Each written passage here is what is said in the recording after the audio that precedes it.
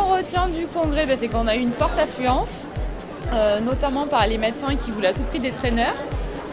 Donc je pense qu'on a attendu de pied ferme et à bras ouverts par les médecins. Donc ça va nous faire du travail et surtout un moyen de passer sans avoir rendez-vous. Je pense que vraiment le plus important, c'est de les faire manipuler. Le problème, c'est que c'est consommateur de temps. Ça va de la gestion d'Aerius, l'Esten, etc., dans l'ordre chronologique, jusqu'à donc l'Anapen qui effrayait beaucoup de personnes parce que c'est une injection. Je leur conseille effectivement un stylo d'adrénaline systématiquement, souvent même plusieurs stylos d'adrénaline de façon à pouvoir faire plusieurs injections si besoin. Et surtout pour mettre dans les différents lieux de vie, la crèche, les grands-parents, les deux parents quand ils sont séparés. Il faut faire le bilan.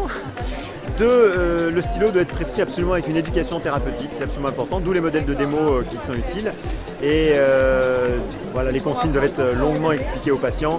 Il faut qu'il ait touché le produit parce que sinon on sait très bien qu'ils n'osent pas. Quand on demande aux médecins quel stylo d'adrénaline ils prescrivent préférentiellement, c'est quand même souvent un Anapen qui est cité. Quand on leur demande pourquoi ils choisissent tel ou tel stylo, ils répondent que c'est par la simplicité d'utilisation. Voilà, donc eux, ce qui les importe, c'est vraiment d'éduquer le patient. Donc notamment par le biais de traîneurs, il faut faire manipuler le patient, les parents quand il s'agit d'enfants. Pas hésiter, je pense, à aller voir les infirmières, parce que certaines sont passées sur le congrès, notamment les infirmières qui s'occupent des journées de l'asthme, de l'école de l'asthme, parce qu'elles jouent un rôle important dans l'éducation thérapeutique des enfants. Alors il y a eu les objections sur la fenêtre, sur le regard, puisque nos concurrents s'amusent à dire qu'il faut refermer la fenêtre pour utiliser le stylo, ce qui n'est pas vrai.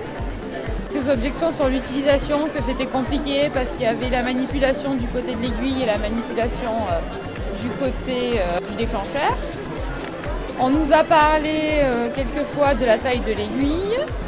On sait que c'est nos concurrents qui jouent là-dessus. Donc voilà, vraiment, quand on va voir les médecins, je pense qu'il faut vraiment leur parler du regard et leur dire qu'il peut être fermé ou ouvert, ça gêne à rien l'utilisation du stylo. Le nom est mémorisé, donc je pense que ça nous aide. Et comme disait tout à l'heure la pédiatre, les enfants qui ont commencé avec Anapen, ils restent sur Anapen adolescents.